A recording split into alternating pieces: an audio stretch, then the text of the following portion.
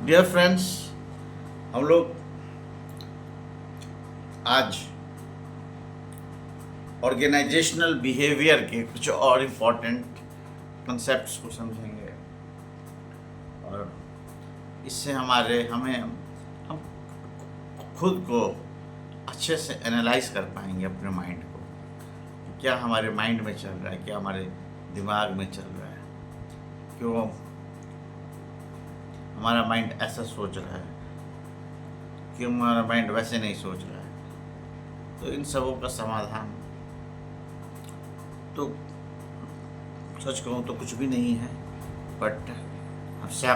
But psychology हमें tool देती है जिससे कि हम समझ सकें अपने खुद के विचारों के आने जाने को। फ्रेंड्स, तो आज हम लोग, आपने फ्रेंड्स कभी देखा कि सोचा होगा कि आप सिगरेट पी रहे हो, आपके किसी दुकान पे हो, मार्केट में हो, शॉप में हो, और आप सिगरेट पी रहे हो, फूक रहे हो। तो सिगरेट फूकना आप फूक रहे हो और सिगरेट पीना खराब बात है। ये भी आपको बताया गया है that smoking cigarette is injurious to health. Cigarette का जो बॉक्स होता है, चाहे वो मार्लबोरो हो, चाहे वो विल्स का हो, चाहे वो किसी का, सब पे लिखा रहता है smoking is injurious to health. और ट्रेडिशनली भी हम लोगों को जो बताया गया है उसमें भी, उसके अनुसार भी smoking is injurious to health. पर फिर भी हम लोग स्मोक कर रहे हैं, कहीं खड़े हैं स्मोक कर रहे हैं और स्मोक कर रहे हैं, और हमें पता है कि स्मोकिंग नहीं करनी चाहिए, it is dangerous to health. So होगा क्या, हमारे माइंड में कन्फ्लिक्ट हो जाएगा कि एक तरफ तो मैं बोल रहा हूँ मैं सिगरेट पीना सही बात नहीं है, मैं जानता हूँ, और दूसरी तरफ मैं सिगरेट पी भी रहा हूँ। तो एक डिस्कम्फर्ट, एक दुविधा मन में उत्पन्न हो जाएगी, एक डिस्कम्फर्टिंग सिचुएशन हो जाएगा, कन्फ्लिक्टिंग सिचुएशन हो जाएगा। तो ऐसे केसेस में या तो हम लोग क्या कर सकते हैं, या तो वो बंदा स्मोकिंग छोड़ दे,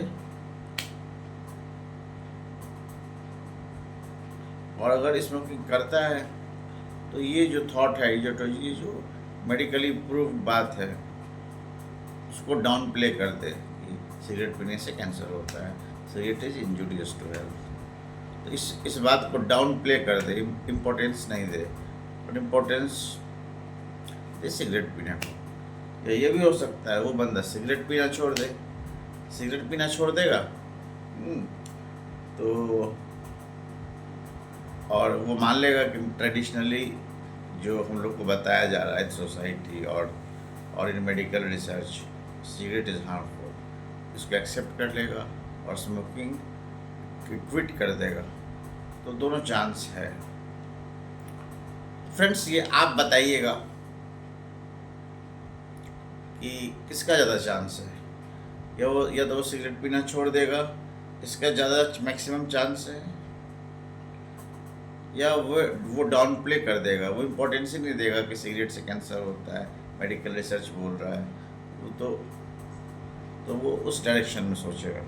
तो आप बताना है कि इन दोनों सिचुएशन में से या तो बिलीफ बदलेगा, क्या बिलीफ बदलेगा कि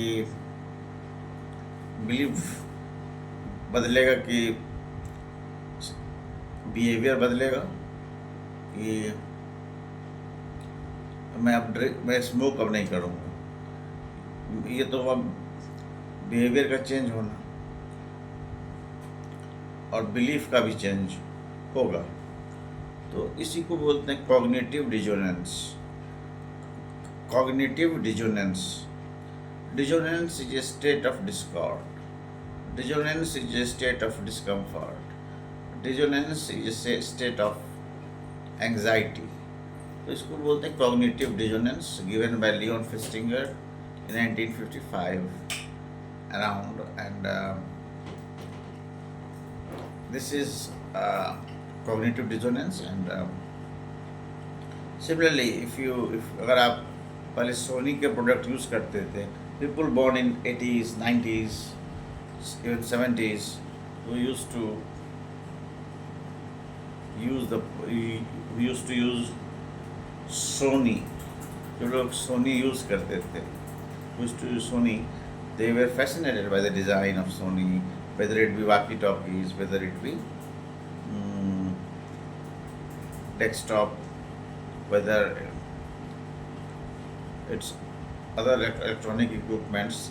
People were obsessed with it.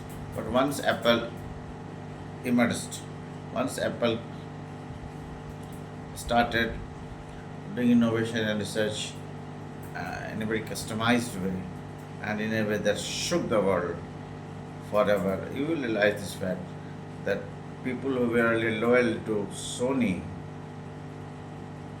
तो उनके मन में जो बिलीफ था कि we are loyal to Sony because Sony has the best, one of the best hardware design or software, embedded software design. So that idea crumbled and people now prefer Apple. So what happened? People had to change their belief of Sony, transition to Apple. So the belief was transformed. And once belief got transformed, people started using more and more Apple products. So cognitive dissonance, I hope it's clear many things. मैंने कुछ things को clear किया है. And वहाँ क्या था, एक बार कि लियोन फेस्टिंगर ने एक रिसर्च किया था जिसमें कि एक ग्रुप था, पहले से एक ग्रुप था, द सीयर्स, यूएस की बात कर रहा हूँ, यूएसए की. तो द सीयर्स ग्रुप ने का एक कल्ट फॉलोइंग थी द सीयर्स ग्रुप की. और उनका कहना था कि as much I remember, date तो एग्जैक्टली रिकॉल नहीं है अभी, 21 दिसंबर 1954 को वर्ल्ड डिस्ट्रॉय हो जाएगा, तहस नहस हो जाएगी दुनिया, क़यामत आ जाएगी, तबाही हो जाएगी 21 दिसंबर 1954 को. ये एक द सीयर्स ग्रुप था, द सीकर्स ग्रुप था. और हुआ नहीं कुछ, दिन घटते जा रहे थे, 21 दिसंबर के नज़दीक आते जा रहे थे, पर हुआ नहीं कुछ. 21 दिसंबर का दिन बहुत इंटरेस्टिंग था क्योंकि सबों ने डिसाइड कर लिया था 21 दिसंबर 1954 का कि अब तो यूएफओ आएगा. जो बिलीवर्स थे, जो कल्ट फॉलोअर्स थे, उनका तो मानना था कि यूएफओ आएगा, स्पेसशिप आएगा और उनको इस दुनिया से बचा के ले जाएगा. पर यूएफओ आया नहीं. और फिर लोगों में अब दो ही चीज़ हो गया.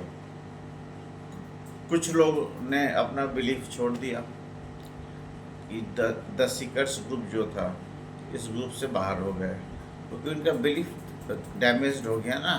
यूएफओ तो आया नहीं उनको लेने के लिए. पर मैक्सिमम लोग जो थे, जानते हैं उन्होंने क्या कहा जानते हैं आप? उन्होंने कहा कि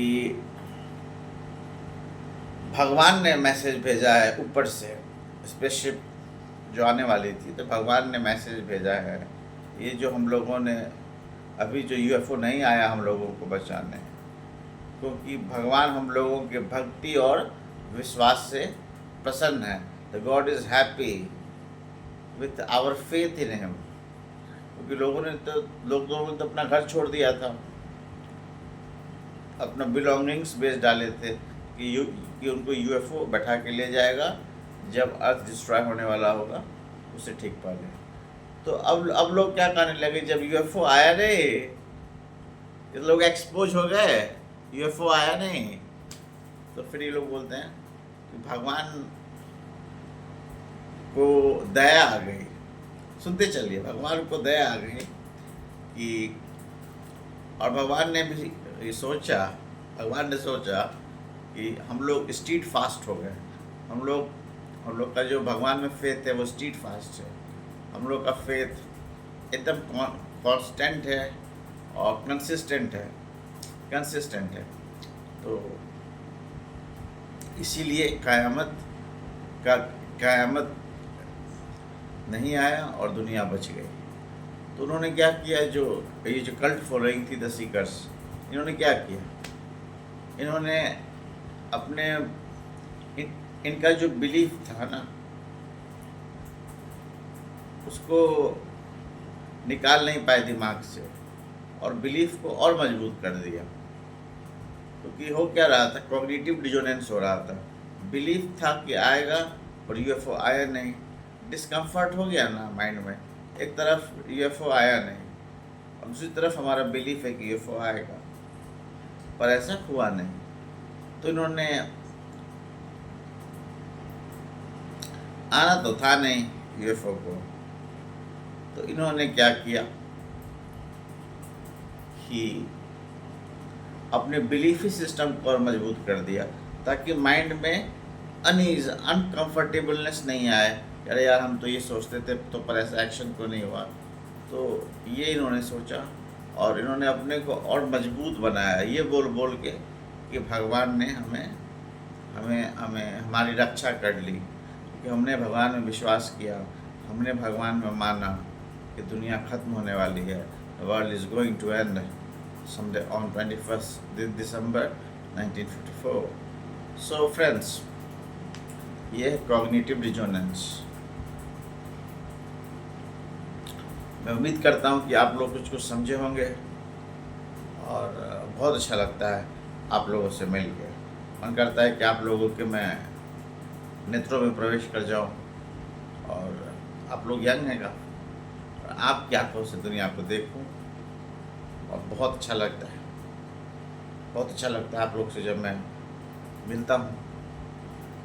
और आप लोगों ने जो मुझे प्रेम दिया है, जो सम्मान दिया है, उसके लिए बहुत बहुत धन्यवाद। अद्भुत अद्भुत अद्भुत, धन्यवाद।